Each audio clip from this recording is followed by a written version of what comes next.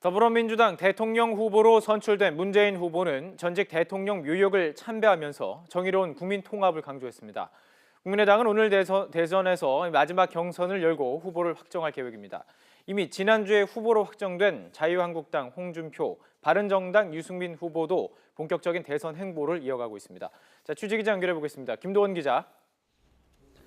네, 국회입니다. 자, 문재인 후보 오늘 첫 공식 일정이었습니다. 이승만, 박정희 전 대통령 묘역도 참배를 했다고요.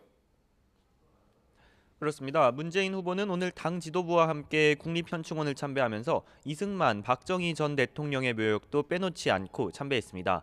문 후보는 역대 대통령에게 공과 과가 있지만 모두 우리가 안아야 할 역사이자 뛰어넘어야 할 과제라고 참배 배경을 설명했습니다. 이어서 의원총회에 참석해서는 일부 지지자들의 이른바 문자 폭탄에 대해 깊은 유감을 표한다며 경선 후유증 수습에 나섰습니다. 또 안희정 충남지사, 이재명 성남시장은 물론 박원순 서울시장, 김부겸 의원과도 함께하겠다며 다른 후보 캠프에 있던 의원들도 빠짐없이 선거대책위에 합류해달라고 부탁했습니다. 문 후보는 오후에는 봉하마을을 찾아 고 노무현 전 대통령 묘소를 참배하고 권양숙 여사를 만납니다. 원내 정당 중 이제 마지막으로 국민의당이 오늘 대통령 후보를 공식 선출하게 되는데요. 안철수 전 대표 승리가 거의 확실해 보이죠? 네, 안철수 전 대표는 호남과 영남, 수도권 등에서 치러진 6차례 경선에서 누적 득표율 72%를 기록하며 압도적인 1위를 달리고 있습니다. 손학규 의장과 박주선 국회부의장은 마지막까지 당원들을 만나며 지지를 호소하고 있지만 2위 손학규 의장의 득표율이 19.8%에 그쳐 역전은 거의 불가능해 보입니다. 국민의당은 오늘 마지막 순회 경선인 대전과 충청, 세종 지역 투표가 끝난 뒤 후보를 공식 확정할 계획입니다. 안 전 대표는 어제 민주당 문재인 후보가 이번 대선을 정의냐 불의냐의 선택이라고 규정한 걸 강하게 비판했는데요. 문 후보의 말은 자신을 따르지 않는 사람들은 불의하다고 규정하는 거라며 그것이야말로 계파 패권주의의 단면을 보여주는 거라고 지적했습니다.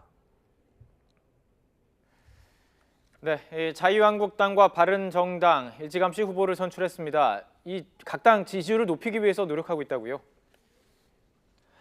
네, 자유한국당 홍준표 후보는 보수 우파의 심장은 대구 경북이라고 강조하며 오늘 하루 이지역 민심 잡기에 집중하고 있습니다. 앞서 SNS에 올린 글에서는 보수 우파가 결집해야 할 순간이 왔다며 민주당과 국민의당을 겨냥해 좌파나 얼치기 좌파를 막아야 한다고 주장하기도 했는데요. 홍 후보는 경북 구미 박정희 전 대통령 생가 방문에 이어 오후에 대구 경북 선거대책위 발대식을 열고 칠성시장과 서문시장을 찾아 지지를 호소할 예정입니다. 바른정당 유승민 후보는 내일 출간되는 책과 관련해 오늘 기자간담회를 열었습니다. 이번에 낸 책에서 유 후보는 재작년 새누리당 원내대표 시절 박근혜 전 대통령이 자신의 사퇴를 압박한 건 세계적인 조롱거리라고 비판했습니다. 유 후보는 당시 바로 물러나지 않고 버틴 건 삼권 분립이 보장된 민주공화국에서 대통령 말 한마디에 물러날 수 없었기 때문이라고 설명했습니다. 정의당 심상정 후보는 미용 등 일부 분야를 제외한 모든 의료비를 건강보험 적용 대상으로 하고 병원비 연간 100만 원 상한제를 실시하겠다는 보건의료 개혁 방안을 발표했습니다. 또 국민건강부를 신설해 신종 감염병 등 위기 관리를 위한 컨트롤타워 역할을 맡기겠다고 덧붙였습니다. 지금까지 국회에서 YTN 김도원입니다.